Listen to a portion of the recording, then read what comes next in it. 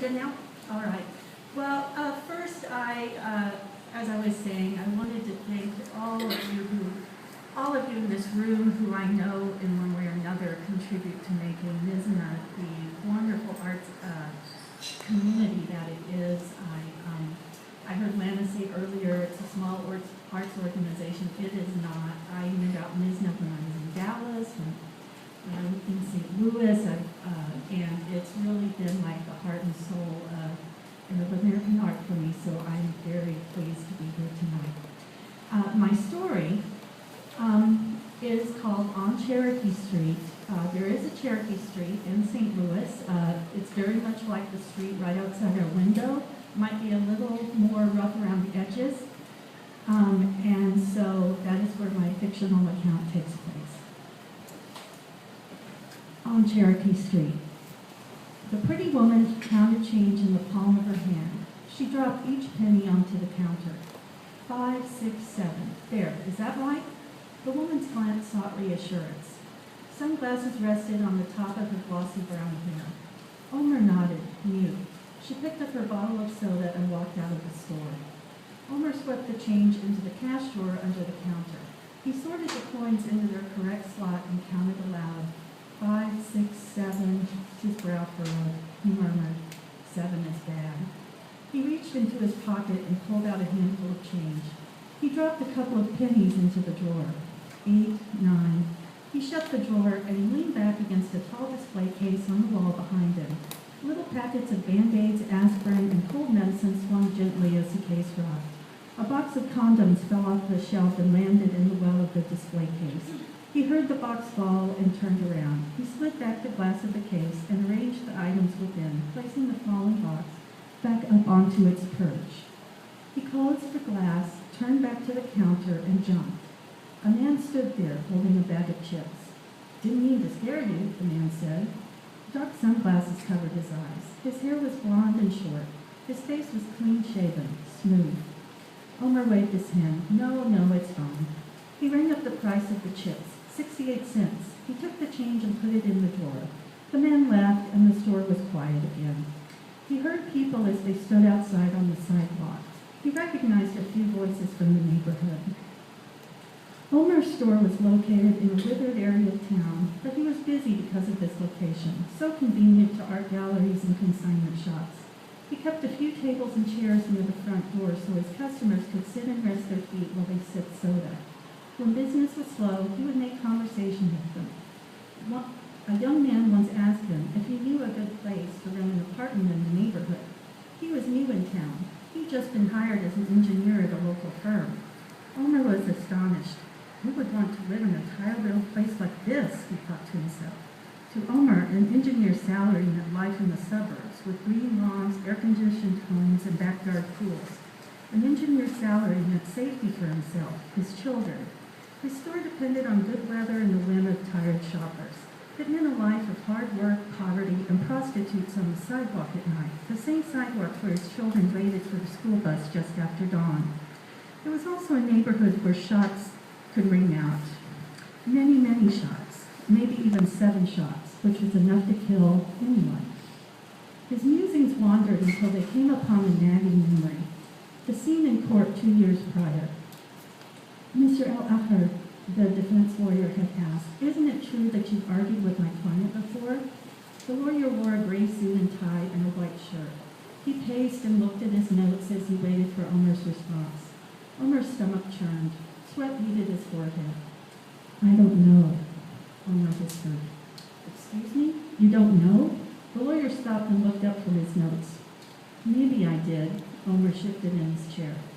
So you were in the back of the store? You left your brother to deal with customers? Objection, said the prosecutor. Mr. Al-Ahar isn't on trial. I'm not accusing him, the defense lawyer said to the judge. I only want to establish the chain of events. Objection overruled. You may continue, said the judge. The defense lawyer continued. Did you have cause to be afraid of Mr. Lund, my client? Omer swallowed. Yes, he threatened me. Mr. Lund claims there was a language barrier. You simply misunderstood it. You were afraid? Omer's eyes went up with indignation. His voice rose. Not simple. He said he would kill me. Why would he want to do that? I kicked him out of the store, Omer gestured, as if to an invisible door. Therefore, he had cause to feel threatened by you? The lawyer's eyes widened in an innocent, questioning expression. He shrugged one's shoulder and lifted his palm toward Omer. Omer's voice got louder. No, he was drunk, threatening customers. The lawyer's voice rose too. My client didn't understand what you were doing. He didn't understand you. Omer shook his head. He understands. So later, you let your brother, who spoke no English, wait on him? Omer's shoulders deflated. Yes.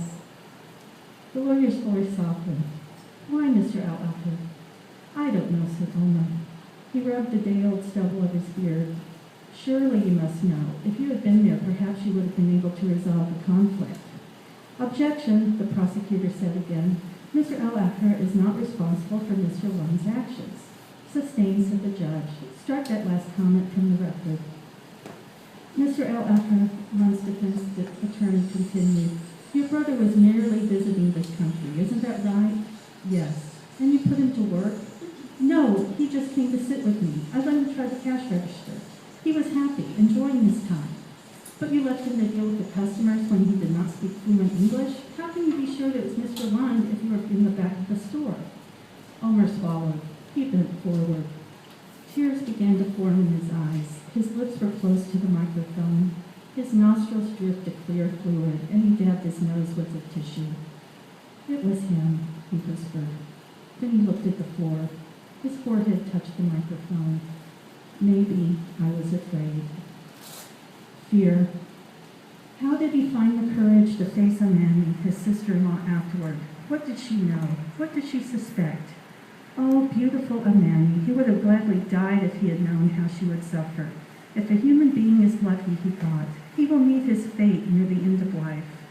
How does one continue when he meets his fate, outlives it even, while in his prime? How does one bear fate's residue on his conscience for his remaining days? His first sight of Amani, running, laughing, a teenager playing a child's game, seen through the fence of the girls' school in Ramallah, floated in his memory like a vision of a gazelle running gracefully among the gray hills of the desert, the sand-tinted pink with the light of dawn. When he had asked his parents to inquire after her, everything that he learned about her made him love her more. She wanted to travel, she was studious, helpful to her friends. Finally, after a few months of daydreams where he had convinced himself that she would return his love, he told his parents that he would like to speak with her. Would his mother ask her mother? Would she like to meet him? Was she interested in discussing an engagement for marriage? Both of Amani's parents responded enthusiastically. They came to visit him without Amani. During the visit, Omer's younger brother, Khalid, did not take an interest in the guests. He was barely polite, refused dinner, and went to bed complaining of a slight headache. Amani's parents praised Omer and his accomplishments as if he were their own son. He was a clerk at the branch of Bank of Jordan. He would finish a business degree at Birzeit University. They promised to give a good report to Amani, and his heart soared. Yet the following week, when he finally met Amani and sat with her and her parents in the living room of their home, she seemed lost in thought, distracted. Still, he persisted in speaking with her, and finally they walked out into the garden. He had thought that the privacy of the patio would allow her to speak freely, yet she remained silent. He made sure that she knew all of his goals for their future. He promised that she would never have to earn a salary if she did not want to. He was pious and attended the mosque without fail every Friday. He told her that he knew from her reputation that she was a good Muslimah and a serious student at secondary school. Perhaps she also wanted to go to Birzeit for studies. She did not have to worry. He had made a lot of plans. After the meeting, Omer felt good. He was positive that he would see Amani again. For days, his dreams were filled with sweet reckonings. 1 week later, he was puzzled when her father passed him in the street and did not acknowledge him. Then his parents told him to forget about her. She was too young. She was 18 and he was 25. She was not educated enough for a smart boy like him, they said. All excuses, he knew, for his mother was 10 years younger than his father and had never finished secondary school. When Omer met Jabira, the woman who would become his wife, he found her to be everything his parents said he deserved. She had beauty, intelligent, and a sympathetic temperament. She was smart enough, they said, to recognize a decent man with a good future. After Amani, he was grateful to Jabira for recognizing his good qualities. He told himself that she was the best girl he could ever find, better in many ways than Amani could ever be. But when he looked at her kind face and saw there the love that was for him alone, he realized that the blaze of emotion that burned in his heart for Amani had left little fuel for Jabira. Something like a heart muscle had withered.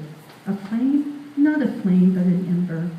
A source of heat still burned steadily, reliably, but aimlessly in his chest. Enough was there to offer affection for his wife, but its light was broken, low and dim. Jabira, on the other hand, saw Omer as the embodiment of all of her romantic dreams. His careful courtesy and impetuous imagination drew her toward him without reservation. It was a feeling she never lost through all their years of marriage. After the trial, Omer made a secret cavity under his cash register where he slid a few 20s from time to time. Jabira, who handled the store's bookkeeping, complained that he had become careless when making change. The cash register started becoming $50 to $100 short every month. How could they make ends meet, she asked, when they also had to send a couple of $100s to Amani and her kids now that the accident had happened. He made no excuses, but each month, when the cashier's check was mailed to Amani, he always made sure that he slipped the extra 20s in the envelope, sealing it before Jabira could see. For 2 years after the trial, Amani had not needed to resort to working at the factory her uncle owned. She lived at Omer's parents' house with her kids.